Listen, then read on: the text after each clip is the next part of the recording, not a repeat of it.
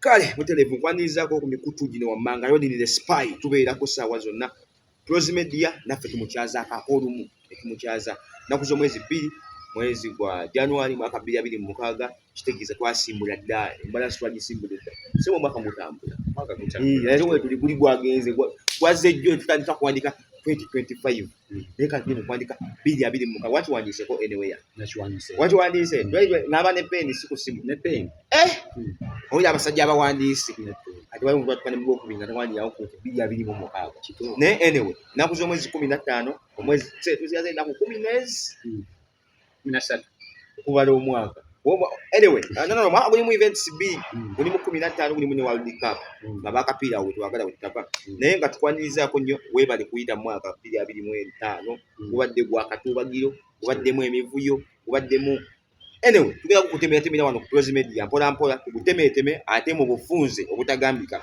just tukugireyo ekinyusi woba totegedde ojja kugenda ku mukutu Rodney the Spy onoonyeeko ku eyo story then ogiwulire kuba zonna stories ezibaddewo omwaka gwonna tuzikoze ebbanga lyonna okuva mu January paka mu December twagala okubasuubiza ti ne guno tugenda kukola kyekimu January to December Rodney the Spy tovaako bwayagala ensonga zonna ezikwatagana n'ebyobufuzi ezo zonna zibeerawo ku mukutu Rodney the Spy then tewali tumukyazaako ak'olumu n'abaako n'engeri gyawutematemeramu kuba naffe twetaaga okumanya of course newakuba tubeereyo mu disco ne entertainment yonna nene okumanya tukwetaaga anyway awatali kuyisa budde Mr. Rodney lwaliro njatutuulireko emyezi egyo gyonna nga bwe giba gitambula naye tugenda kuba brief nnyo abantu bakolerawo ku story nga bwe yali kituufu agyetaaza agibuzeemu ng'ogenda ku mukutu Rodney the Spy kebeera nti bwe tugamba story eno yaliwo mu January scrolling just down yawo ogende mu video za January story zonna ezo zonna ziri covered omukulu yazikola dda tweyanza bayisawola muse kuba tulaba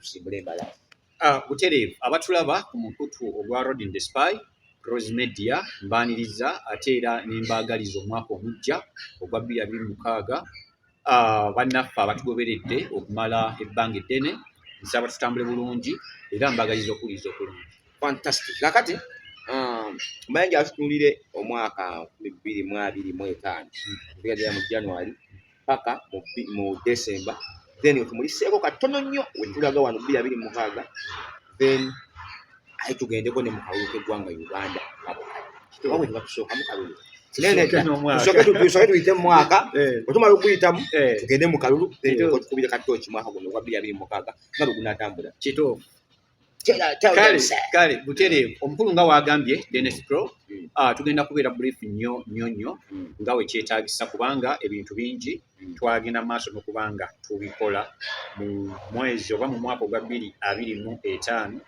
nga bwe twagenda maaso okulaba nga tukikwasagana kakati omwaka gwa 2025 nga January ennaku z'omwezi of course nga lumu nga 2 paka ezaggwako mwalimu ebintu byakola amawulire ebyaliwerako naye nakino mbadde njagala of course abantu bakitegere bulungi nti amawulire mangi agaaliwo okwetooloola ensi wabula tujjayo ebyo ebyasinga okukola amawulire omuntu ayinza okugamba kino nga tokyogeddeeko kiri nga tokyogeddeeko tuyinza okutwogera ku buli kimu naye waliwo ebyakira binaabyo kakati ennaku z'omwezi nga 5 omwezi gwa January 2025 walina okusika omuguwa mu parliament oba congress y'eggwanga erya America ku ngabanya ssente okuyisa ssente z'eggwanga erya Ukraine olutalo okuba lwatandika America abadde nga aluwagira kaakati baleeta ekiteeso bagende maaso balabe nga bapuluvinga obuyambi obwo munda mu ggwanga erya America naddala mu congress wabula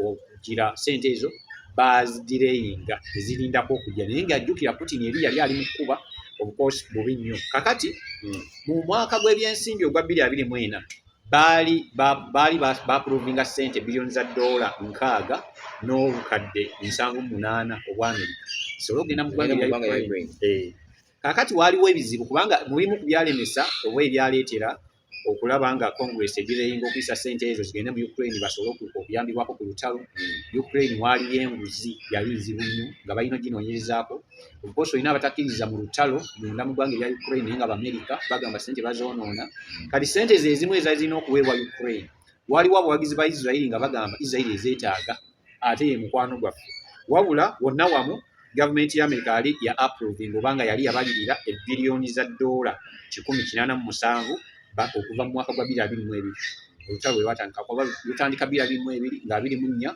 omwezi ogwokubiri balabe nga bakikwasaganya ekyo so sente bamaani bazapuluvinga naye era waaliwo obuzibu kubanga kiringa nga onogamba nti palamenti etudde ne bagamba sente zirina okuyisibwa zezino kati egenda okujja okwapuluvinga ate nga waliwo sente endala ezigiddemu ze bataabagambako kati mu palamenti ya Amerika waliwo ebiliyoni za dola 11 n'obukadde 7 obwa dola obwali gundi mu accountability eyo oba mu gundi mu buyambi oba 8 yalina okuweebwa eggwanga erya Ukraine kati ababaka ne beesala akajegeri aba Republican Party n'aba Democratic Party naye ng'okusingira ddala aba Republican Party nga beebuuza ebibuuzo bagamba tetujja kuyiwaayiwa ssente munda mu ggwanga erya Ukraine olw'okuba nti twagala okubayamba zirina okuba nga ziri accountable. Kakati madde nsaba otugambe bugambi kubanga bagambidda emboozi zino zonna nga bw'oziwulira n'obulambulukufu bwazo n'okusingako awo zonna gye ziri ku mukutu gwa Rodney the Spy. Tuyite mu bwangu mpola kali brief kituufu woowulidde awasiza okukutanula ennyo we bakujjukizaamu weewaawo awakutanudde ennyo n'ogamba kanneeyongeremu duka Rodney the Spy, TikTok ne YouTube emboozi zonna gye ziri mu bujjuvu. Kakati ennaku z'omwezi nga 12 omwezi gwennyini ogwa January 2025 eggwanga erya Amerika n'abasajja Abangereza baakola ebikwekweto ku bayeekera be batwalanga abatujju abakulembera eggwanga erya Yemen be bayita Abahouthi bamanyi okuleetera ebizibu ku byamaguzi ebiyita ku liyanja eddene eryo erya Red Sea n'akagolomolo kuba ke tuyita ka strait ke bayita Bab el Mandeb akakola nga checkpoint wakati w'agayanja abiri ebintu ebijja eno mu Afrika ebigenda luddawa mu Europe n'ebintu ebirala bingi Amerika n'Abangereza bagenda maaso n'okubanga bakolayo strikes era baabokya bubi nnyo kibuga Sana mu bibuga ebikulu nga Hodeida n'ebirala ennaku z'omwezi 20 omwezi ogwa January gwennyini 2025 yennyini twalina okulayirako omukulembeze gw'eggwanga erya Amerika Donald John Trump yali muzibu nnyo Trump mu electoral college omanyi mu Amerika balina kye bayita electoral votes kakati electoral college yesalawo pulezidenti wa Amerika ebaamu ababaka 538 Trump electoral college votes yafuna obululu 312 Kamala Harris yali amuvuganya n'afuna obululu 226 naye mu electoral college olina okufuna obululu obwessalira nti bw'oweza obululu 270 oba omaze okuyitawo mu popular vote batyoyinza okuyita akalulu k'omuntu ku muntu Trump yafuna obululu emiliyoni 7.3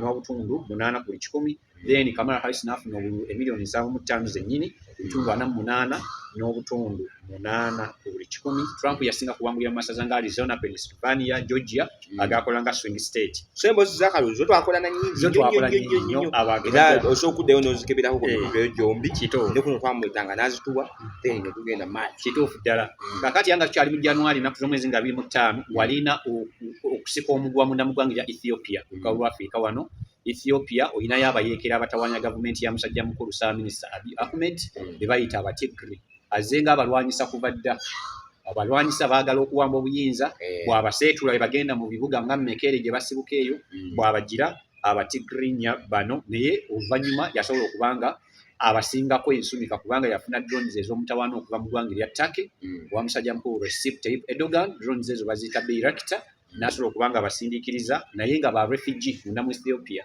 bagenda maaso n'okubanga bayingira amawanga nga Eritrea, Sudan n'amawanga agasangibwa mu Horn of Africa. Ekyasembayo okukola amawulire mu mwezi ogwa January eggwanga erya Russia bagenda maaso n'okubanga bakola ennumba ez'omutawaana munda mu ggwanga erya Ukraine obudde obwo yali winter mu Ukraine bagenda maaso n'okubanga bakola obulumbaganyi bw'omutawaana nga bakuba energy plants bakuba infrastructure nga bakuba ebibuga eby'enjawulo munda mu Ukraine era ebizibu byali bingi nnyo ate n'obuwagizi mu ggwanga erya Ukraine okuva mu mawanga ga Bulaaya ne NATO ne bubanga bugenda maaso ne bweyongera January bwatu n'alabika bwatu January n'alabika bwatu kati nga tutagenda ku mwezi gwa kubiri okujjukiza ennaku z'omwezi 28 njola ku mwezi gwa kubiri Jeje Odio alina kyaseetinga takiseetinga ku lulwe wabula Suna Beni eyamugambye nti taata olaba kyokola mu nkuuka kyennyini kyenjagala onkolere wali nasala mu makutano ennaku z'omwezi 28 omwezi ogwokubiri Suna Beni endongo y'ebyaya Simba Akagere tubeera kasimbe ku mutwalo gumu gwewawuka ogenda osimba Akagere n'asala ku makutano nga bulijjo abeerayo n'abakuba disco eyiye etandika ku ssaawa 3 ez'okumakya paka ku ssaawa 2 ez'enkya ku makya twate ku lunaku olwo lujja kuba lwa 6 nga bulijjo 28 ogwokubiri nga tusumulula kasi kale njagala tugende ku mwezi ogwokubiri nawo tuguyitemu kaakati tuyite mu mwezi ogwokubiri as soon as possible. Omwezi ogwokubiri in fact nga tetuneeyongerayo omwaka gubadde gwa ntalo kusika miguwa kasete ebadde kati omwezi ogwokubiri tugutandika n'olutalo lw'e Sudan Civil War.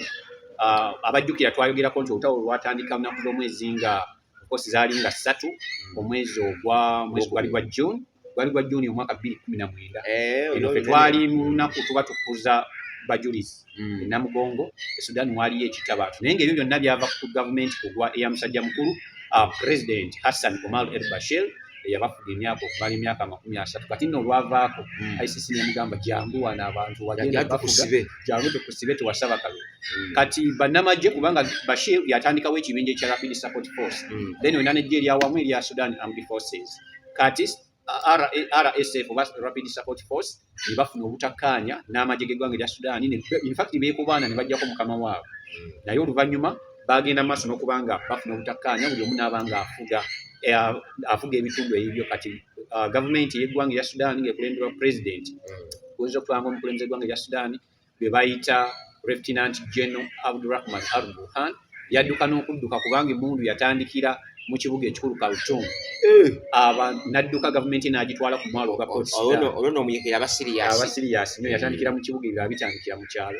then bano aba Rapid Support Force ne babanga nabo bawamba ebitundu kati bazze nga beekuba so ennaku z'omwezi nga 5 ebintu byali bizibu nnyo. United Nations yafulumya ne statistics abantu abasobe miliyoni 29 mu ggwanga erya Sudan baali beesanze mu mbeera nga tebasobola kweriisa ng'enjala efuuse enzibu abawerako emitwalo n'emitwalo gy'abantu in fact nga balina mbukadde nabo bagenda maaso n'okubanga bawa munanguka kati bwe tugenda mu nnaku z'omwezi 14 omwezi ogwa February walina okulonda mu Valentine awewa kati mu ggwanga erya German abajirimaani abo balina okulonda kye bayita German federal elections wabula waaliwo ebyenfuna nga bivudde nnyo era okulonda okwo kwakyusa gavumenti nezijamani nayo zisuula ebyenfuna bigwa John nagwe n'addenyumiza ne mugamba okumanya olina okwekalakasa mu Iran lwaleero lwennyini naye okimanyi nti eddoola ya Amerika mu ssente za Iran erina ensimbi bbiri balina ze bayita reals balina ze bayita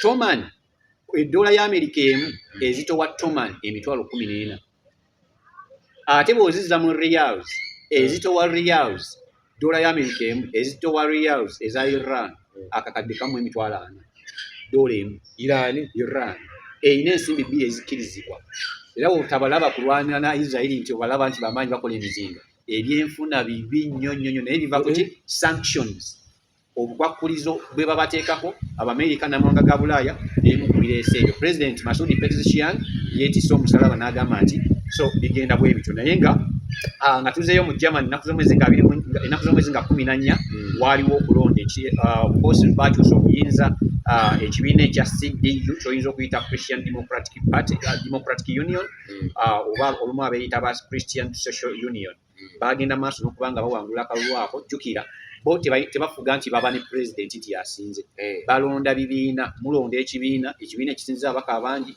batuuka mu parliament ne beerondamu omukulembeze ngene beerondamu rock mu parliament kati enkola eya Westminster system bagina Ebungereza bagina Israeli bagina mawanga mangi Ireland luddawa bo balonda basaaminista asobola okubeera basobola n'omuyita president chancellor chief minister prime minister n'ebirala so ekibiina ekyo ekya CDU kyafuna ebitundu 28 n'obutundu 5 buli 100 ekibiina ekya Alternative for the Justice Grant kyafuna ebitundu 2 n'obutundu 8 buli 100 AFD then olina AFD eyo kati ekibiina ekyakwata namba 3 kye bayita SPD ekyalina embuyinza bakikuba bubi nnyo kyakwata namba 3 bakiyita Social Democratic Party kyafuna ebitundu 14 buli 100 ate nga kwegamba kyakola bubi nnyo nga tekibangawo ekibiina kati tewaaliwo awezezza muwendo gwa ssalya kubeera n'ababaka bangi so baamaliriza ekibiina ekya Christian Democratic Union ekya CDU oba CSU nga kyekisinze naye baasalawo okukola omukago n'aba SPD ne baleeta omukulembeze aliko kati mu ggwanga erya Germany olucansa gwe bayita Friedrich Merz yewa Friedrich Merz wa CDU. Kati aba SPD beegatta ne bakola omukago gwa Grand Coalition ne baweza omuwendo gwa salira ne balonda ababaka ba Parliament ne bajja kugamba enkola eyo ne South Africa gyeri. South Africa nti tebalonda president butereevu, balonda ebibiina nga onogamba ekya MK ekya Umkhonto we Sizwe ekya Jacob Zuma ekya PFF ekya Julius Malema ANC. Kati mulonda bulungi bwe batuuka mu Parliament nebyo ebyabwe byanjawulo kubanga South Africa ebibiina buli kimu kikwata ababaka ne bagamba nti Dennis Salongo running the spy nogamba tulina ebibiina kati tugenda tuteekamu nogamba nti ebibiina nti oba ebifo biri 400 kati nogenda ng'osengeka amannya 1000 okuvako mpaka ku 400 kati bwe batuuka okuwangula akakiiko k'ebyokulonda kagenda ne kabala ebifo bye mwawangudde ne kalaba n'olukala lw'amannya bwe baabawa. Kati mulina okubironda nga mwegendereza oba oyagala gwofuuke president nga Cyril Ramaphosa byalina okubeera nambe mu kibiina kya ANC mugenda okutuuka okukola gavumenti nga gwe mulonda mu Parliament aba basinze obungi. So enkola yeefaananyizaako eya Westminster system wadde ate yabeera pulezidenti w'eggwanga erya South Africa. Bwe tweyongerayo mu mwezi ogwa February gwennyini ennaku z'omwezi nga 18 China yagenda mu maaso n'okubanga eyongera okukwasaganya ebyokwerinda mu nsalo zaayo n'eggwanga erya Taiwan. Ojja kujjukira nti Taiwan nsi yaayo yeekulembera waliwo abatagikkiriza. Erina omukulembeze waayo, erina constitution, erina amagye, ekola ebintu bingi nnyo naye of course kubanga abamu balowooza nti oba na kitundu kyoba kya China nti yekifuga. China yagala kukyeddiza bweddiza wabula ate okukyeddiza bajja vaawo okula n'okwomba essuwaani kuba kati aba Ukraine Putin byagamba nti ayagala kweddiza Ukraine olutalo lugenda myaka 4. Kati President Xi Jinping wanaakikola of course kijja kuba kireesa obuzibu naye nga agenda okukola zi military patrols okuliraana Taiwan. Amawanga agakolagana ne Taiwan nga America, South Korea, n'aba Japan beeyongera okubeera ready. Amagye gano gabeera ku standby class 1 nga bagamba nti China waaligezaako okukola kyonna kyonna ekiraga nti agenda kutwala Taiwan bajja kwanukula. Naye ng'omukulu wa Taiwan tukimanyi bulungi nti baproducinga ebitundu baproducinga over 60% eza semiconductors nti ne China yennyini erina byekola ng'ekozesa semiconductors naye ate ng'ezijja mu Taiwan. So kitegeeza China ewira yegomba ebyobugagga bya Taiwan ebyegombera ddala kaali katundu ku yo kati ko nekekutula nga olaba Hong Kong we bagiwamba ne bajja ne bagizza ku ggwanga erya China. Kati ate Taiwan nayo yalinga olaba Hong Kong naye Taiwan ate yafuna abagonda. So we tweyongera ennaku z'omwezi nga 26 omukago ogwa NATO, the North Atlantic Treaty Organization baatuula okusobola okureviewinga support y'eggwanga erya Ukraine. Baminisita b'ensonga z'amawanga amalala ne ba defense ministers baatuula ne balaba nga bayitaayitamu awo balabe bagenda kulaba nga bagenda kuwagira batya Ukraine. Amawanga okuva ku lukalu lwa Bulaaya nabo baatuula. Ebyo byaliwo ennaku z'omwezi nga 26 February. 28 February twalinamu Abahuthi munda mu ggwanga erya Yemen. Of course bagenda maaso n'okubanga bongera akatuubagiro kaabwe n'okusika omuguwa nga wennyonnyoddeko emabega wali nti balina engeri gye batataganya ebyobusuubuzi ku lyandi erya Red Sea ate ne babanga bakuba amaato agatwala ebyokulwanyisa amafuta n'ebyamaguzi ne babikuba nebisebengerera n'ebintu ebirala bingi. Naye ate mu kaseera ke kamu baakola n'obulumbaganyi ku ggwanga erya Saudi Arabia.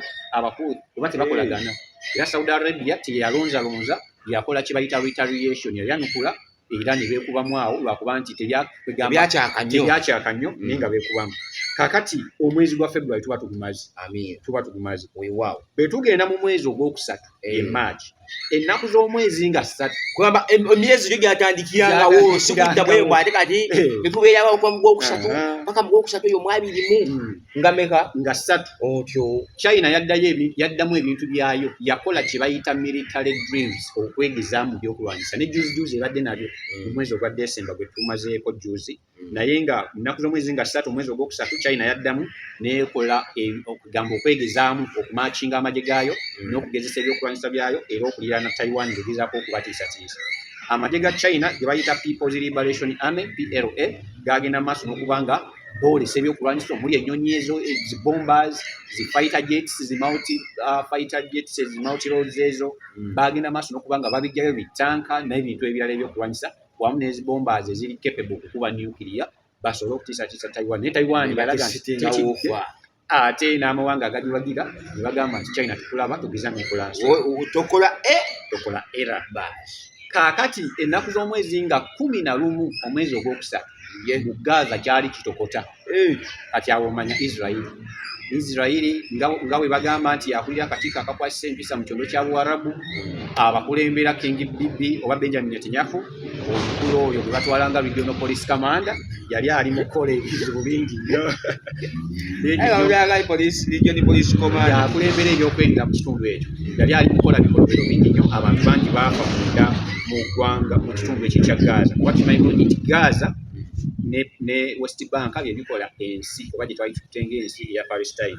Kati munda mu Gaza twannyonnyola yajja okubeera Gaza atakategeera wansi ajja kubisangayo bingi nnyo. Naye nga of course wakati w'omwaka wakati w'omwezi ogwa February n'omwezi ogwa March walina abantu abaali bagenda okuyingira bisatu abaali baakafa munda mu Gaza, Israeli ng'abasi. Bwe tweyongerayo mu mwezi ogwa March gwennyini ogwokusatu ennaku z'omwezi nga 15 Aba-Russia baali beeyongedde nabo okulaba nga batagetinga Ukraine, era ababatuusangako amawulire twabalaganga nti breaking news Russia alumbye, musobola okubinoonyako wansi awo, naye nga batagetinga enguudo, amakolero g'ebintu ebyenjawulo, zi railways, power grids n'ebintu ebirala bingi. Ennaku z'omwezi 20 walina okwekalakaasa kasibbu munda mu ggwanga erya Brazil mu kibuga ekikulu Brasilia, wabula nga bino byali biva ku nguzi oba corruption scandals eyali efumba endekeddemu mu gavumenti ya musajja mukulu eyaliko pulezidenti twamwogera nako mu mwaka ogwa 2023 Jair Bolsonaro. Kati Jair Bolsonaro yeekola ebintu n'abasajja be munda mu gavumenti y'eggwanga erya Brazil n'adda ne mukati. Wabula oluvannyuma President Luis Inacio Lula da Silva aba South America bona Abafirika ebitwawula bitono zakala yokka naye ku byekisiru gwe batava balinga fe wano mu bintu ebyo ebyobuvuyo bwe batava n'obwavu baavu mu kukonga fe wano mu Afrika. Fact okwekalakaasa kwali kw'amaanyi ate lwaki kwaleeta world attention, lwaki kwegamba ensi yali etunuulidde nnyo. Brazil yeggwanga erisinga okuba ekugamba ery'amaanyi mu byenfuna South America oba gy'oyinza okuyita Latin America. So mu bitundu nga of course ekibuga ekikulu Brasilia baali bagenda mu maaso n'okuba nga beekalakaasa. Kati ate okwekalakaasa kwatandinga violent, abeekalakaasi ne batandika okuwanyisiganya ebyokulwanyisa, abalina emiggo biki ne batandika okwokya ebintu munda mu ggwanga erya Brazil.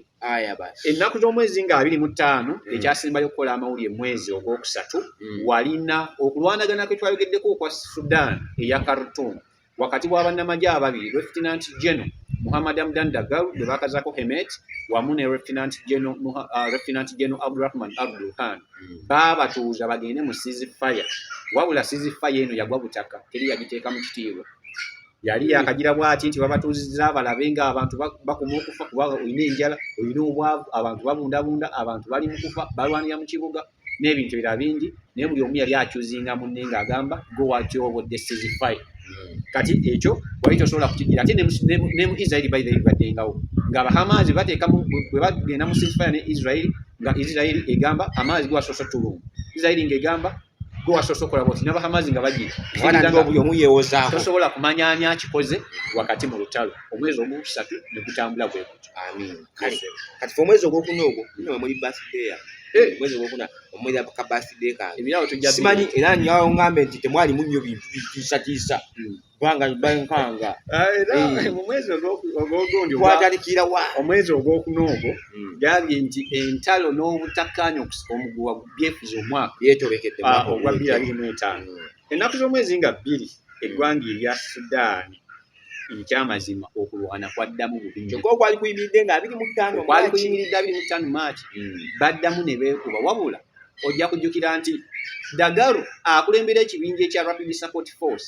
Ekibinja ekyo nno walikyogerako ng'ekibinja naye byerimu ku bibinja ebisinga abasirikale abangi bali mu basirikale abasoba 10,000. Balina emmundu beekulembera, balina kamanda waabwe Dagalo Support Force. Oyo ebitundu byakulembera bikubisaamu Uganda emirundi ng'etaano. Oba kitegeeza bikubisaamu Uganda ng'ekitundu ekyo kye bayita Darfur. Mulimu West Darfur, waliwo ebitundu bingi nnyo gyakulembera. So okulwanagana kwaddamu, alina amagye, amagye ga Sudan Armed Forces amagye g'eggwanga baddamu ne bakrashinga era okulwanagana kwali kw'amaanyi nnyo. Then ennaku z'omwezi nga 10 mu Russia era kyali kitokota Putin Vladimir Vladimirovich Putin musajja mukulu president akyasinze okukuumibwa mu nsi yonna president w'eggwanga erya Russia, the Russian Federation, yali ali mu kukola ebintu bingi nnyo. Abamuwagira bagamba yali akola gaali matabuta ate abatamuwagira bagamba yali ali mu kutemula bantu nga mu ggwanga obukosi erya Ukraine. Yakuba ebintu bingi kwatuuka akaseera akumpi ng'ekitundu kya Ukraine eggwanga erikwata namba 2 mu bunene mu Bulaaya. Ekwata namba 2 Russia okugerezaamu amangu Ukraine okwata Uganda nga 3 n'akatundu k'ekitundu ofuna Ukraine. Russia osobola okufuna Uganda ezisoba 7. Russia yensi ekyasinze okubeera ennene mu nsi yonna erina bisquare gundi ebyo miles biki zisquare kilometers biki eziri mu bukadde n'obukadde. Oli mu Russia owane Uganda kati niwe kati otambula okuviirira n'ogenda e Masaka n'owulira ng'ofiiridde mu mmotoka.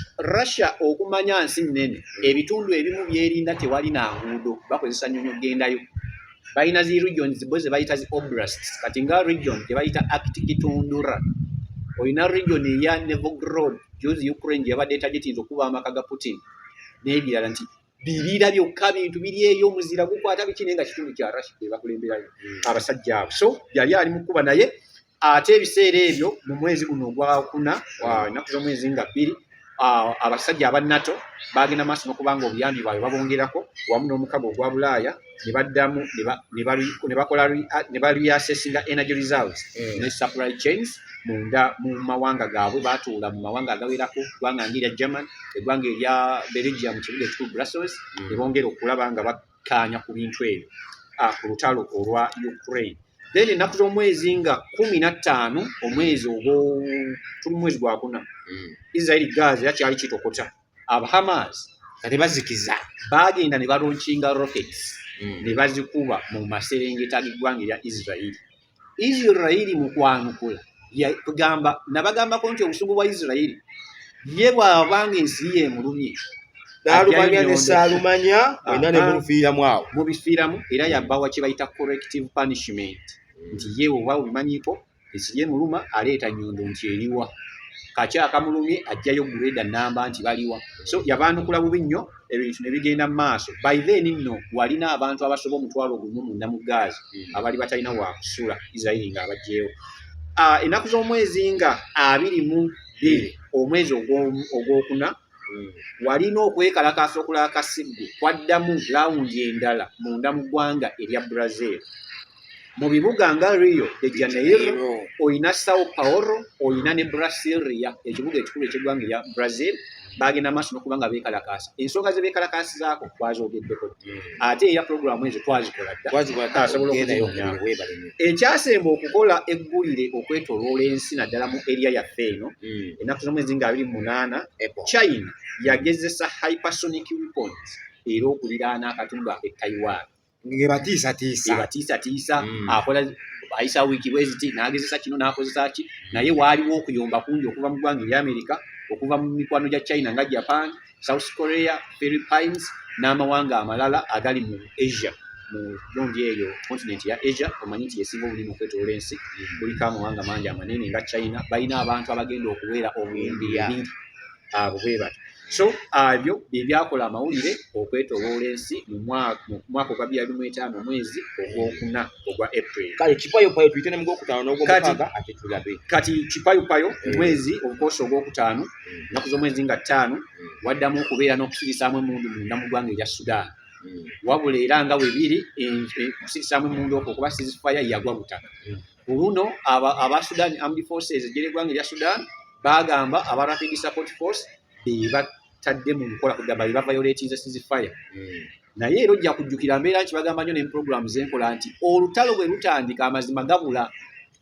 Buli omu awaayo kimufevalinga amazima gabula. So ebintu byagenda maaso n'okuba nga bijira naye nga abaali bali mu ndagaano ezo of course walinamu omukago ogwa IGAD Intergovernment Authority on Development, walinamu European Union, walinamu omukago ogwa AU African Union wamu n'amawanga amanene nga gabayambako nga America, Bungereza, Saudi Arabia, United Arab Emirates ne abalala naye endagaano teyategekebwa mu nkola basigala balwa. Nnaku z'omwezi nga 10 Russia yaddamu ebintu bye n'atagitinga era ebifo eby'enjawulo munda mu ggwanga erya Ukraine wabula nga kwegamba NATO ng'egenda yabaza NATO ng'egenda kutuula ebeeko byesalawo ku butabo bwa Ukraine. Putin n'agamba nti kati bano nno beesooka n'akola ebyokulwanyisaawo bibi nnyo n'asooka alumba Ukraine bubi nnyo n'abasindikira message era yakuba zero hubs energy plants n'atagitinga ekibuga nga Kiev ekibuga ekikulu kya ggwanga erya Ukraine ekibuga Kharkiv ekikwata obunene kikwata kyakubiri mu bunene munda mu ggwanga erya Ukraine n'okwetooloola Ukraine mu bitundu ebirala yagenda maaso n'okubanga akubayo. Kaakati munda mu ggwanga erya ennaku z'omwezi nga 18 omwezi ogwokutaano aba Hezbollah abasangibwa mu maserengeta g'eggwanga erya Lebanon baali bazzeemu okweteekateeka nga bali mu kwerioganizinga oluvannyuma lw'okuttibwa kw'omukulembeze waabwe mu mwaka gwa 2024 kyewamwongerako Sheikh Qasim Hassan Nasrallah ne batya n'okulaga omulala kituufu baamutta mu 2024 mu Septemba ogw'omwenda.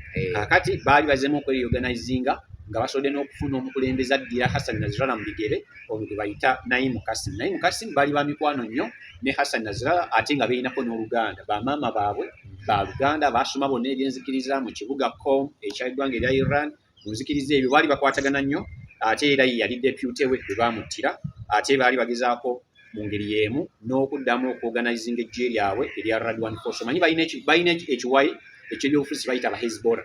Hezbollah sigamba nti nsi nti oba bantu nti Hezbollah wabula kibinja nga wonolaba nti Hamas munda mu Gaza Hamas kibinja ky'abantu naye bonna Palestine kati Hamas kibinja balina eggyeddwanyi erya Al-Qassam Brigades Hezbollah kibinja naye nga Lebanon balina eggyeddwanyi erya Radwan Force so baali baddizemu okweddira. Kaakati ennaku z'omwezi nga 22 Brazil bakyali kitokota baddamu ne beekalakaasa nga baayimirizangamu katono bwe babisirisamu bwe bakola ki byali bizibu nnyo era baayonoona ebintu bingi ate nga nagambye lwaki kikwata nnyo ku ggwanga ne baba nga attention bagitaddeyo nnyo bakola ku n'obusuubuzi eggwanga erikyasinze okuba eddene obusuubuzi kugamba Abrazil basajja bamaanyi nnyo balina ebisale by'ennyonyi bingi balina emyalo egisoba emyalo 13 okwetoola ensonga mu Uganda olirandira okutitolina n'ogenda mu banga nga Kenya olinayo nga sebo naffe tugenda mirembe ku mwalo ennamirembe tugenda ne Kasenyi ku mwalo kituufu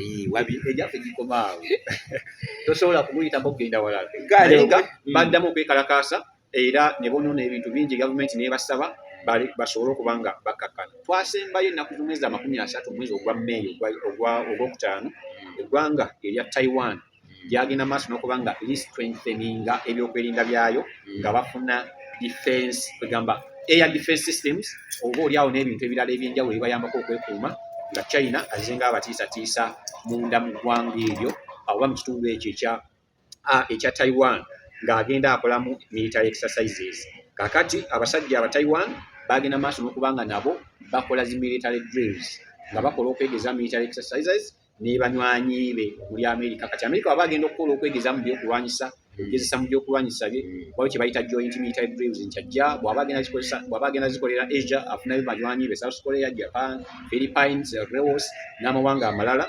ag'enjawulo mu kitundu ekyo ekya Pacific bakolera mu Pacific era ne basindika message eri China nti k'oligezaako okujja n'ogezesa zisimanyi zi ballistic missiles zo hypersonic n'ojja zi bombers ojja tulaba kimafia omwezi ogwo ne guba bwe gutyo. Kaakati kipayopayo nga tuyingidde omwezi ogwa June omwaka guba mu makkati awo munda mu Sudan baddamu ne babeera n'okusirisaamu emmundu naye era ceasefire yakola kusinga era tebyayawukanako birala ceasefire nesobola okuba nga teteekebwa mu nkola okulwana ne kuddamu.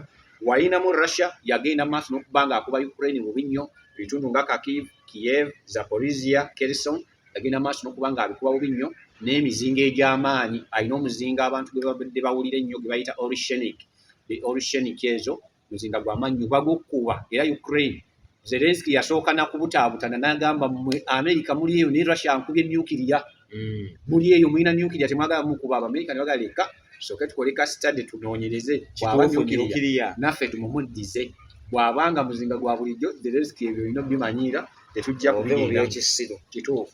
Ennaku z'omwezi nga 12 wayina Gaza escalation. Gaza kyali kizibu nnyo kyali kigendera ddala maaso n'okubanga kitokota Israeli ng'alwana. Wabula ate ekyasinga okukola kwe gakye nalisose n'okusooka ekyasinga okukola amawulire mu mwezi ogwa June ennaku z'omwezi wakati wa 12 ne 13 Israeli yalumba Iran. Twagikolera wali maaso wali Kito Israeli yabikula akabaati kubanga Israeli yali agamba nti ebibinja ebimutawaanya ng'aba Hezbollah aba Hamas aba Houthi bani balina ebeekwese naye waliwo agabawa. Kati ani agabawa bwe yazizuula nti enjoki zino zirina ekigabo kwe ziva n'agamba nti Iran n'agamba Iran tulowooza nti oli walumanya nti balowooza mbu Iran basiraamu naye tebasangwa mu kyombo kya Buarabu. Iran ba Persians era amawanga agaba Iran kati ng'aba Iraq oluddawa naye nga bo ba Persians. Wabula obukulembeze obuli obwaba Ayatollah bwakwata obuyinza mu mwaka gwa 1975 era abamu abeekalakaasa baagaana kubajjako bagamba baveeko. So Israeli yakola ebintu bingi nnyo, yatta bajjeno ba Iran abasoba 20 nga yakalumba bwati.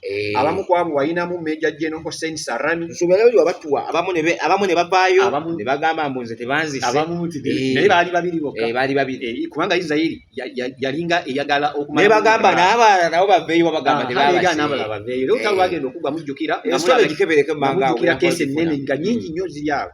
Yatta bagundi bano ba Muhammad Bagheri, Goram Ali Rahim, yatta ba Brigadier Amir Al-Jazeda, bangi yabatta era babaziika mu kirindi.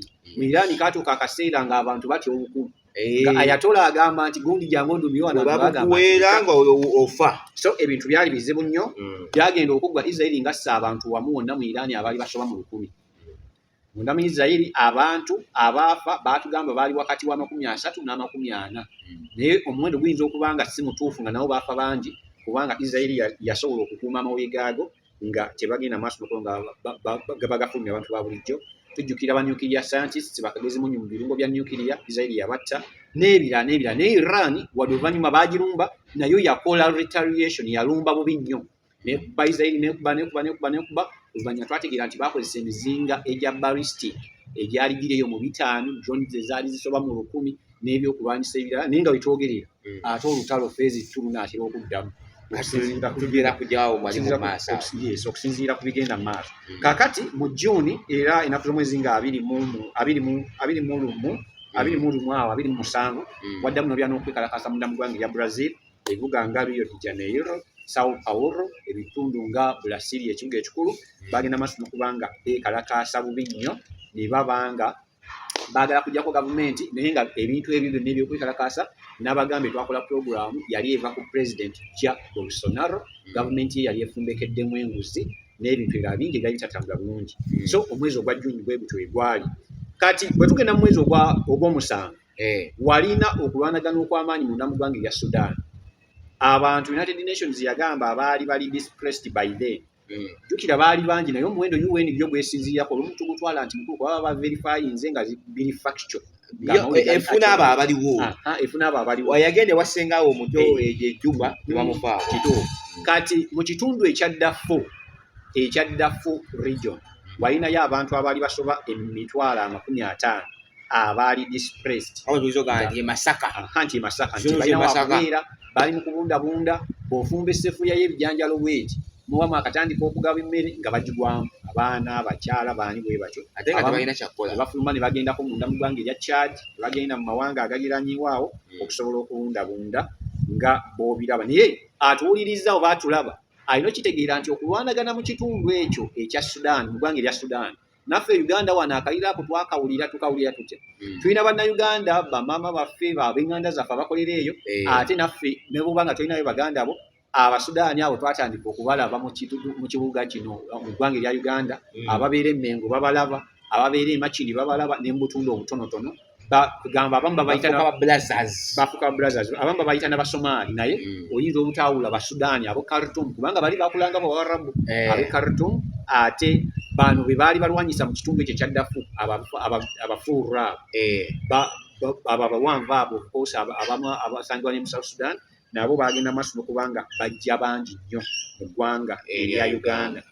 Kakati ennaku z'omwezi nga 9 obudde bwali bwa summer yali summer time munda mu ggwanga erya Ukraine. Ukraine oluvannyuma lwa Russia nga agirumba agirumba nnyo, bw'akuba emizinga egy'amaanyi, bw'akola ki, bw'ayonoona ebintu byamakolero biki n'ebintu ebirala bingi, yagenda maaso n'okubanga akola counter offensive ng'anunula ebitundu nga Donetsk, Zaporizhia, Kiev, Lviv n'ebitundu ebirala. Then waddamu n'obeera ennaku z'omwezi nga 12 waddamu n'obeera n'okulwanagana okw'amaanyi wakati w'ekibinja ekiwagirwa Iran munda mu ggwanga erya Syria, era Israel yagenda maaso n'okubanga alumbayo obubi nnyo, response ye yali nzibu nnyo. Naye ku muteera gw'ensi yonna ate Iran yatiisatiisa okuggala akagolomolo oba ke bayita Strait of Hormuz, akagolomolo ako akayitako amafuta ebitundu 20 buli 100 ku katale k'ensi yonna. Amawanga nga United Arab Emirates omusangibwa ebitundu nga Dubai, Abu Dhabi, Saudi Arabia, United States bagenda maaso n'okubanga bamonitaringa closely balabe nga olutalo olw'obutakkaanya tebugaziwa waawo. Then nnaku z'omwezi nga 18 walina economic crisis, inflation, ebyenfuna okuddamu okugwa wamu n'okwekalakaasa okw'amaanyi era okwaddamu munda mu ggwanga erya Brazil nga tebazikiza, babazikiza wano ne baddamu ne bakoleeza n'ebintu birala bingi. Mpozi ennaku z'omwezi ekyasembayo era China yaddamu okwegezaamu kye bayita military drills, yaddamu okugezesa ebyokulwanyisa byayo n'okukola dduyiro, abantu bangi bamanyi nga dduyiro, era okuliraana Taiwan. Buli waaba azikola mu ndeeri azikola kuliraana Taiwan okulaba nga agenda maaso n'okubanga atiisatiisa. Omwezi ogwo ne gutambula bwe kale nga tunagenda ku mwezi gwa munana ajja kujja okuva nafa ba Different Solutions abondaga abakanika amasimu bategeera nnyo ebyamasimu, kyonna kyoyagala ku simu bakubire essimu bagenda kuba bakukubako, ate ne simu yo basobola ogikolerawo wennyininyini wooli, nabeera abagikutirako screen, nabeera abagikukyusiza board awo wennyininyini wooli ne babikolera then bo ne beeyongerayo ne balyoka bagenda maaso n'okubeera nga ensonga zitambula maridadi sana zonna ezikwatagana ku simu. Kale Misaudini tugendeko ndola tuyite mwezi ogw'omulala pasita nakadi nawo katulidde empinga kituufu akadi katulidde tumalako omwaka. Kituufu omwezi ogw'omunaana ennaku z'omwezi nga 2 era okulwanagana mu Sudan kwali kuzibu nnyo, naye nga mu kitundu ekyo ekya Khartoum nga nabategeezeza gavumenti eyaliko UN gyemanyi oba amawanga gigamanyi bagisindika ku Port Sudan, ku mwalo gwe Port Sudan, ate ne baba nga balwanira ekibuga ekikulu Khartoum n'ebirala. So baali balwana naye nga bakuba strategic, kwegamba amakubo agaali strategic omuli entindo, omuli luddawa nga baagala okulemesa abantu okufuluma ogenda mu bwaŋŋanguse, nga baagala olemesa amagye g'eggwanga erya Sudan bano aba Rapid Support Force okuleeta ebyokulwanyisa n'obuyambi bwonna. Era Khartoum n'ekitundu kye bayita Omdurman byali bizibu nnyo, ne basalako oluseezo era abantu kyabayisa bubi. Then ennaku z'omwezi nga 10 omwezi ogw'omunaana of course Ukraine yaddamu n'egenda mu maaso n'okubanga efuna kwegamba ebyokulwanyisa eby'amaanyi ebyali eby'amaanyi okusinziira kwe baali bajja bamuwagira okuva mu banywanyi baayo. Naye era eggwanga erya Russia lyasigala likuba ku bitundu nga Lviv, ku bitundu nga Dnipro, ku bitundu nga Zaporizhia, energy plants wali kwegamba amakolero mangi of course n'ebintu ebirala bingi. Kaseera kaali kasama naye nga kwegamba eggwanga erya Russia baali baagala kudisruptinga kye bayita Ukraine's logistics, ebikolwa byonna mukundi mu budde obwa sama, kubanga ojja kujjukira nti olutalo nga lugenda mu maaso embeera y'obudde naye ematalinga nti akasana kaba kaase omuntu agamba agenda tukuba batogoloze kati Russia yagenda mu maaso. So ennaku z'omwezi nga 15 aba Hezbollah abawagirwa Iran abasangibwa mu maserengeta ga Lebanon bakasuka ebyokulwanyisa obuntu bwabwe mu mambuka ga Israeli. Israeli okwanukulako kwali kuzibu nnyo nga bwe tumumanyi atuuke nga teryamugambako teryakola ki wali tosobola kuzaamu. Mpozi ennaku z'omwezi 20 omwezi ogwa August gwennyini walinamu okwekalakaasa munda mu ggwanga erya Madagascar ati olwa Africa walinamu okwekalakaasa, naye okwekalakaasa in fact tebeekalakaasa ng'ennaku z'omwezi 20 wabula ebyavaako okwekalakaasa kuba beekalakaasa mu mwezi ogwaddako byatandika okulayibwa mu nnaku z'omwezi 2 omwali ebyenfuna, gavumenti yenyigidde mu nguzi, amasannyalaze gabuze n'ebintu ebirala bingi nnyo. Ate era ennaku z'omwezi nga 25 China nayo yaddamu ebintu byayo okutandika okutiisatiisa Taiwan n'okuba ng'ekola ebintu bingi ebitiisatiisa. Abahuuthi n'Abaisirairi nabo bwabeefubwa bagenda maaso n'okuba nga kugamba ifuba yiba buguma ne beekuba mu kaawo izayi n'azisitula ennyonyi ze ne zigenda ne zookya. Mbadde nerabidde nga tufundikira omwezi ogw'omunaana August omwaka 2025. Ensonga enkulu ddala eyatuuza abantu olukokako kwe kusisinkana kw'abapulezidenti abasinga okuba ab'amaanyi babiri. Obudde kyenniize kadi akodyo gise byayo. Kabadde kakodyo. Abapulezidenti babiri, pulezidenti w'eggwanga erya Russia musajja mukulu Putin ne musajja mukulu Trump basisinkana okwogera ku nsonga z'eggwanga erya Ukraine balabe nga bamala olutalo era basisinkana ku beesi y'amagye esangibwa mu ssaza lya Amerika, essaza erya Alaska. Alaska Amerika yaligula ku ggwanga erya Russia baaligula ssente. Baaligula ssente. Kyokka abasajja ffe wano mu Uganda bagenda batuwamu ku ssente. Simanyi oba kikyasoboka naye nga amawanga gabikola amawanga agamu Amerika, amasaza agamu Amerika bwe yali yeegatta ogyeko amasaza 13 bwe batandika amasaza agamu geereeta bwereesa amala bagagula buguzi bonna kye bayita Louisiana Purchase, essaza erya Louisiana baaligula ku Napoleon omulwanyi Namibia. Naye nga basisinkana ku beesi y'amagye eya Joint Base Element of Richardson mu kibuga Anchorage. Bagenda maaso n'okuba nga boogera. Trump n'alyoka yayita ne zi-B2 Spirit bombers zagenda maaso n'okuba nga zirumba Iran. Of course jukira Iran bwe yali alumbiddwa Israeli, Amerika yajja n'ayambako Israeli nga aleese bomu ze ez'omutawana ezikuba mu njazi ate nga n'ezi-B2 ezo ezizetikka kati yazisaako ku Putin. Putin n'abanga yeekangamu bw'ati, Trump n'amugaa toweekwatako, n'amukwatako n'amugaa toweekanga, abo abaana bakubuuzaako bwe bibamba sindise okuleeta ku mpaka wano ojja kuleetebwa ku mpaka ssebo. So erigulu eryali ly'amaanyi nnyo, ebifaananyi byafuluma emikutu egy'amaanyi wano okwetoola ensi gyagirako. So omwezi ogwa August ne gugenda bwe gutyo. Kale bagomba tuyise ne kati bwangu nga wabagambye nti ebintu ebyo babinonye mu detail. Babinonye mu detail. Mu media ne Road in the Spy. Kituufu. Kakati mu mwezi ogw'omwenda ennaku z'omwezi nga lumu abasajja aba Ukraine oluvannyuma lwa Russia okubanga abakuba bubi nnyo nga bwabayombako ebitundu ttaka aliwambye alimalawo, abasajja aba Ukraine baakola kye bayita counter offensive strikes. Nabo baakola ebikwekweto okusobola okwezza ebitundu Russia of course byali akubye, ate nga Russia yagenda maaso naye n'okuba nga akuba mu bitundu nga Kharkiv, ebitundu nga Kiev, destroying amasomero, railways n'ebintu ebirala bingi nnyo. NATO yagenda maaso n'okuba nga naye yongera okusupplying ebyokulwanyisa munda mu ggwanga erya Ukraine nga artilleries, drones ez'omutawaana, ng'ebawa amawulire ag'obukessi, intelligence support n'ebintu ebirala. 25 September walina okwekalakaasa munda mu ggwanga erya Madagascar. Ebyava mu mwezi ogw'omunaana twalaba ebyaviirako okwekalakaasa kati 25 kujja kubalukawo mu Madagascar. Of course ebyenfuna byali bigudde, abantu balina mirimu n'ebintu ebiranga ebyali. President Andrea Rajoelina yagenda maaso n'okuba nga bw'alekulira ate amagye ne gagamba naffe twagala. Amagye ne gakwata obuyinza era ebintu biri matanka, naye nga abaana aba Generation Z, abaana abo aba Generation Zoomers bagenda maaso n'okuba nga baleeta obuzibu mu kitundu ekyo. Mu mwezi gwe gumu ogwa September walina okwekalakaasa munda mu ggwanga erya Morocco. Aba Morocco bagenda maaso nabo nga beekalakaasa era abaana ba Generation Z oba ba Gen Z Abamerika nga bwe babayita mu kitundu nga Rabat, ebibuga nga Casablanca, ebibuga nga Marrakesh, ebibuga nga Agadir n'ebibuga ebirala bagenda maaso n'okuba nga beekalakaasa. Naye sayi mwese enzungu ng'ezo zeekalakaasa nnyo okwekalakaasa kati kwe tuzze tulaba kati nga mu Peru, kwe tuzze kulaba mu Bangladesh, kwe tuzze tulaba twogedde ku ggwanga erya Brazil. Ezo zonna nkakasa Morocco azisinga. Morocco ayinza obutasinga Brazil. Peru ayinza obasinga ekituufu ayinza obasinga, naye nga ekyavaako obuzibu kati nga onogamba nti ensonga ez'okugamba empeereza ya gavumenti eya bulijjo baatuuka mu malwaliro tewali ddagala, tewaliyo biki kati omupiira ebisaawa ate byo ebisaawe baatuuka okubiteeka mu nkola okubizimba mwe bazanyira African Cup of Nations nakati akyagenda mu maaso. Uganda simanyi abaana bafe baatukoze batya aranokero naye nga simanyi kye baatukoze, naye nga beekalakaasa kati abantu nga babuuza nti ebintu etwadde tubasaba tubagamba muteeke wano muteeke wali ate mmwe baabiraba babitadde mu bisaawe kituufu kati nga Morocco ne baba nga baagala kubalagira wabweru w'eggwanga nti bagagga naye nga ate si bagagga, ebintu nga bizibu nnyo.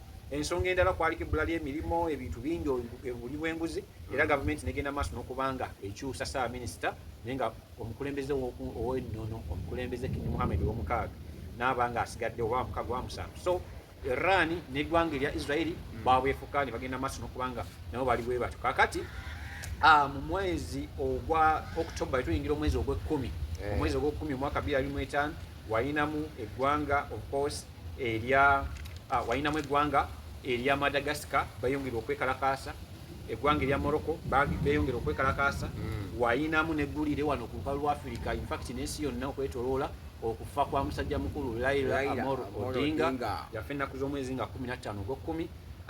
Yavuganya gavumenti okumala ebbanga yalaba ku ntebe bingi twamukolako program baso ginonyakaawo. Israeli, Lebanon, Syria byali bizibu nnyo. Israeli yalumba Syria mu Golan Heights n'ebintu birala bingi. Walina okwekalakasa mu Peru mu bitundu nga Rima, Sukaso. Walina okwekalakasa mu Turkey mu bitundu nga Istanbul, Ankara. Walina n'okufunamu obuzibu obutakkaanya, border disputes. Walina obutakkaanya wakati w'eggwanga erya China n'eggwanga erya India, board ya Radaka nga baagala ogirwanya. So omwezi ogwo okusingira ddala gwali gwakwekalakaasa pozi negguli eddala eryali ery'amaanyi. Walinamu okuteeka ceasefire mu nkola ey'eggwanga erya Israeli n'aba Hamas. Jjukira babawambira abasibe abahostages abo abawambe waako omu Israeli amugambo ojja baleeta bonna, agenda obbajjayo bonna abantu abaali bagenda okwera emitwalo 7 abantu baali 67 bonna be yali asse okuva ennaku z'omwezi nga 7 October 2023.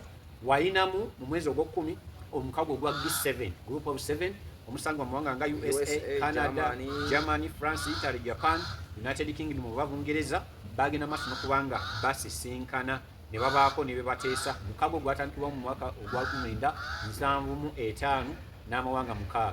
Mwaka ogwaddako 1976 Canada abeegattako boogera ku nsonga nyingi nnyo.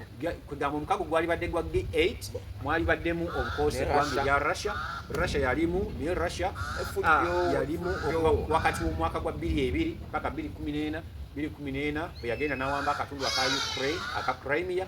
Abasajja ne bamugamba ezo empisa tetuzeetaaga wano, tetwagala mpisa mbi mu mukago gwaffe, ne bamususpendinga tajja kuddamu naye ng'omukago ogwo gutuula buli mwaka mu mawanga ag'enjawulo ne bammemba bagabeeramu. Then bwe tweyongerayo munda mu mwezi ogwa November alimu ebintu bingi nnyo. Yalimu aba Al-Shabaab yatuuka akaseera asewo ng'esajja kudde akuba tamanyi biki. Abasajja President Museveni yaboogera nakaawo amagye aga AMISOM omuli n'eggye erya Uganda erya UPDF abaana abakubba emmundu kapiteeni bamuyita Major General Lieutenant General ali awo muzibu nnyo Muganda oba alina Oluganda ku Andrew Mwenda. Bagenda maaso n'okuba nga babafutiza naye nga yali yeekoze ekigenyi mu maserengeta ag'eggwanga erya Somalia. Musobola okunoonyako programu eyo twagikola. Then obadde n'okutuula olutuulo olwa G20 Summit eya G20 the group of 20 amawanga 20 ageegattira mu mukago ogwo gwa G20 ogwatandikibwa mu mwaka gwa 1997. Babadde nga bajja batuula mu mawanga nga of course mu Asia, mu North America, mu Bulaaya. Naye ku luno batudde Johannesburg era yabadde asharinga olukiiko olwo yabadde President Cyril Ramaphosa, President w'eggwanga erya South Africa. Boogera ku bintu nga debt relief, climate change, energy security, inequality n'ebintu ebya bingi. Mu mwezi gwennyini ogw'okuminaogumu obadde olina okugamba obuzibu n'okulwanagana okw'amaanyi mu ggwanga erya Ukraine.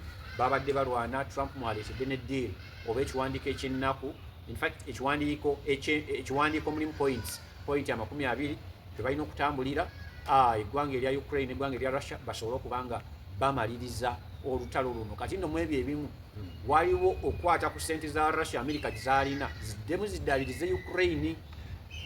America alina ssente za Russia kati America yagamba ssente ezo zabakozesa okuddaabiriza Ukraine. America agamba ssente ezo okwongerako tutandikira ku zizo Russia bw'oba ali olumbayo nga tobiraba kati tutandika nazizo zetuyina. Eno toyinaayo kibale nti olina zero, byonna tubirabidde omwo. Israeli abadde ali mu kkuba bubi nnyo, alumbye Lebanon okumala akabanga, alumbye ebitundu ebiwerako ate nga wazzeewo no escalation okulaba nga bafuna obutakkaanya n'eggwanga erya Iran. Byonna bibadde mu mwezi gwa 11. Sudan okulwanagana tekwayimirira. Venezuela era naye ebadde mu mawulire okumala akabanga Trump amafuta agawamba yateeka sanctions ku maato. Kati obudde buno bamutuuma na pirate, the chief pirate. Trump agenda maaso n'okubanga ebitundu amafuta agava mu Venezuela agamba aganyabo okufiira mu kitooke kya gonja amaato ne munagateekako bendera ya ne munateekako bendera ya China oba eya Russia oba eya China mututiisetiise nti amaato ago tetugenda gakola ki kalina agatwala mu Amerika amafuta Trump n'abanga agayina eno ketumalirize n'omwezi ogwa December 12 tubaddemu n'amawulire mangi naye agasinza okukwata omubabiro enjogerezeganya wakati w'eggwanga erya Russia ne Ukraine nga abawomyemu omuntu oba mediator Trump okulaba nga olutawo oluggwa byefuze nnyo wabula mu kulaba nga olutawo oluggwa ate wabaddeko okusika omuguwa kungi ekyokulabirako abasajja aba Russia bagenze maaso n'okubanga bakyuzinga banenya Abangereza mbu baagala kubaako kukola katiisa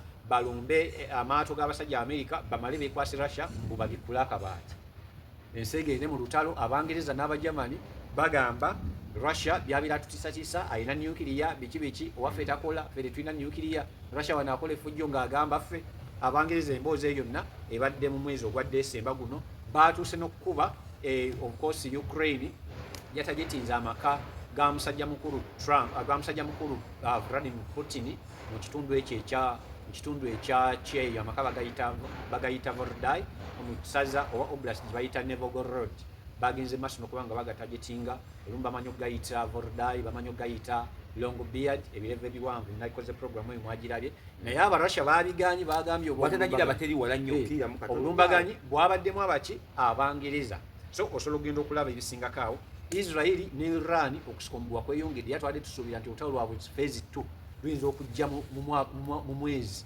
ogwe-12 omwaka nga tegunnagwako nga tetunnayingira naye of course twayingidde W6 Taiwan China azemu n'akola duyiro n'akola military drills America n'agamba ogezanga n'olowooza ekyokukwata ku Taiwan ojja kundabamu akanfaamu then Russia ne NATO EU bageze maaso n'okubanga nabo basika omuguwa Saudi Arabia United Emirates basisa omuguwa n'ebintu ebirala bingi so okutwaliza wamu omwaka gubadde gwa ntalo Israel Gaza Sudan olina proxy wars eza Iran zawagira olina Somalia Kashmir twerabidde okujoogerako wakati eggwanga erya India n'eggwanga erya Pakistan nabo babadde bali mu kusika muguwa bakayalidde okuva myaka dda nnyo kati babakabeeramu bo babeerayo batya owaayi buli kaseera beekuba era abasirikale ne bafiira waawo wasangibwayo n'ensozi ezisinga obuwanvu mu nsi yonna ezimu ku ezo eza Himalayas ziri eyo Yemen yaleese obuzibu nga Saudi Arabia n'eggwanga of course erya United Emirates zireese obuzibu so ebintu ebyefuza omwaka entalo okwekalakaasa obuteeyagaliza effutwa ettima okwerimba empindi byonna bibadde mu mwaka ogwa 2025 wakati ndio ebya bimukaga bagenda okutambuza naye nga letwa musimbule da mugia wano mu Uganda enaku 13 n'essaawa mmeka ejja decidinga ejja decidinga ngojoga tuli mu kakavu era sikakasa kale nawo kati katukolere wayo akantu akwata ku byaffe bya wano okuva twatandike mabega wali mu byoku mu nominations okutuuka olwayo luno n'ennaku z'omwezi 15 tayebo kigenda okutambula okusinziira ku mukugu Rodney Mugema the spy we sign up by now.